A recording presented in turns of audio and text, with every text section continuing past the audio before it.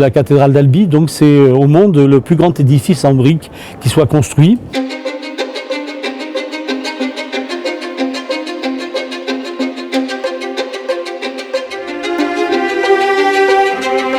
Je vous souhaite la bienvenue dans la cathédrale Sainte-Cécile d'Albi, dans le Tarn. Vous verrez à l'extérieur une cathédrale massive en briques, une vraie forteresse. Et à l'intérieur, eh bien, on constate un vrai bijou de dentelle, ciselée, de pierre, de peinture, tout est peint.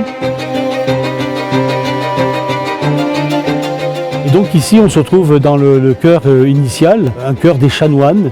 Et la particularité de cette cathédrale, c'est qu'il y a un jubé, c'est-à-dire que la cathédrale est coupée en deux, et c'est comme si vous voulez une chapelle qui est à l'intérieur même de la cathédrale. Dans ce jubé, dans cette partie-là, il y a les 12 apôtres qui m'entourent, et de l'autre côté, juste qui leur tourne le dos, il y a 12 personnages de l'Ancien Testament, et alors, tout a été vraiment calculé pour que théologiquement, spirituellement, les gens qui sont ici puissent faire le rapport entre l'Ancien Testament et le Nouveau Testament. Donc on a vraiment une vraie catéchèse. Cette cathédrale est une catéchèse. Il y a aussi la cathédrale ancienne, qui est le lieu où l'évêque s'assoit, et donc vous pourrez l'admirer aussi parce qu'elle est ciselée en pierre, on dirait de la dentelle.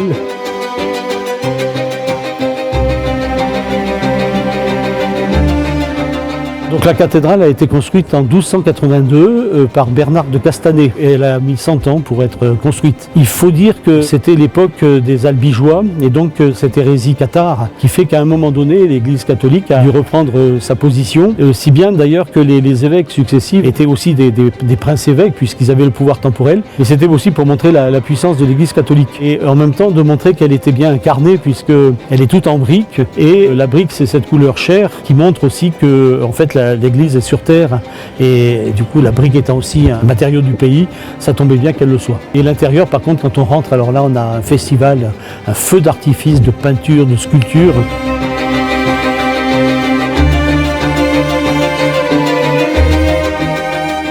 Pour se démarquer des cathédrales du Nord, la cathédrale d'Albi n'a pas de pilier. Donc c'est une nef totale, générale, qui va de l'Est à l'Ouest. Il se trouve qu'aujourd'hui, la partie dans laquelle maintenant je me trouve n'est plus le lieu où on célèbre l'Eucharistie principale, mais ça a été inversé au XIXe siècle parce que le jubé et l'enclos, la chapelle qui est délimitée par le jubé, est trop petite pour accueillir la foule et donc l'autel a été mis à l'ouest, de l'autre côté, au fond de la cathédrale.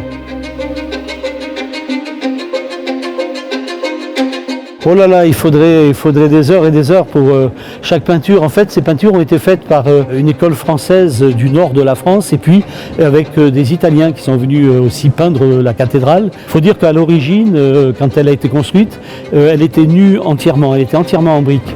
Et puis à la Renaissance, les peintres ont ordonné cette cathédrale de tous les mystères chrétiens. Mais alors, il faudrait des heures pour en parler.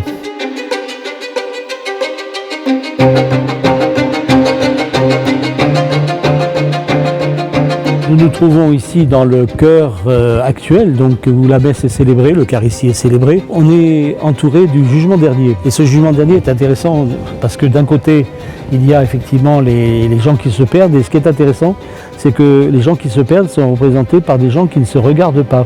C'est une confusion générale.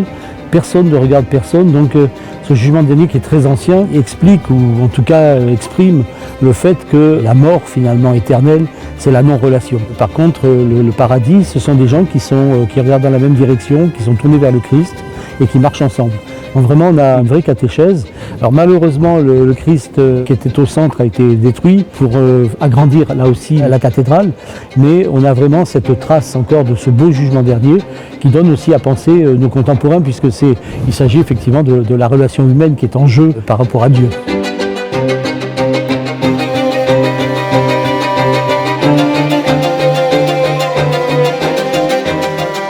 Et puis il y a le grand orgue, alors là vous pourrez l'admirer, formidable, et il est de 1735 et il reflète bien en fait ce qu'est l'Église. Et quand les gens en plus ont la chance maintenant de le regarder de face, puisque on a inversé la cathédrale, eh bien ils ont sous les yeux en fait une image de l'Église. Tous les tuyaux sont en fait chaque chrétien, chaque être humain.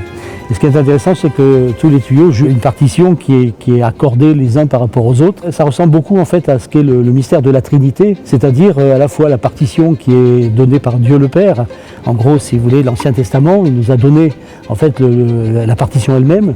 Le Christ, lui, joue cette partition, il l'interprète et à sa manière, et pour que ça puisse s'entendre, le souffle de l'Esprit passe dans les tuyaux que nous sommes. Et donc l'Église, en fait, c'est ça. Alors évidemment, on espère que l'Église que nous sommes réellement puisse ressembler à cet orgue, parce que lui, il est accordé, il est réaccordé, mais au fond, c'est le mystère de l'Église, de toujours ce travail pour que la beauté, finalement, du monde, ou l'harmonie du monde, puisse être rétablie grâce au Christ.